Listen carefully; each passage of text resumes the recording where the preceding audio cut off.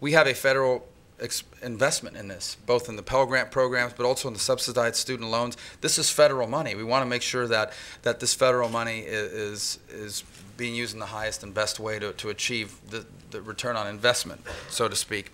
The other thing is that learning has changed, whether it's distance learning or kids willing to go halfway across the country to study in a specialized situation. They're no longer limited geographically to their community or to their states.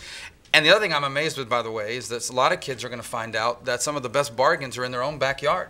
It's in their community college, maybe even in a private, non-traditional institution right down the street is producing workforce opportunities for you. You didn't even realize it's right down the street.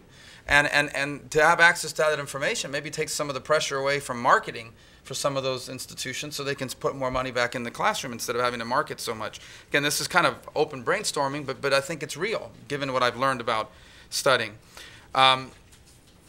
So what was your original question now? I went off on the tangent. Why should the average taxpayer? Yeah. And I think I answered that as part of that as well. First of all, your tax money is going towards education right now. As we speak, you are subsidizing education opportunities for kids all across the country. Here's the second reason.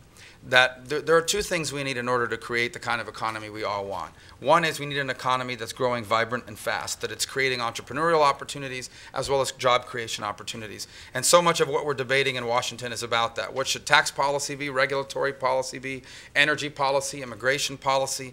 What can we do to create the conditions for economic growth? But the second part of growth is you also have to have people that are capable of doing the jobs that the growth is producing. And they go hand in hand. You can't have one without the other.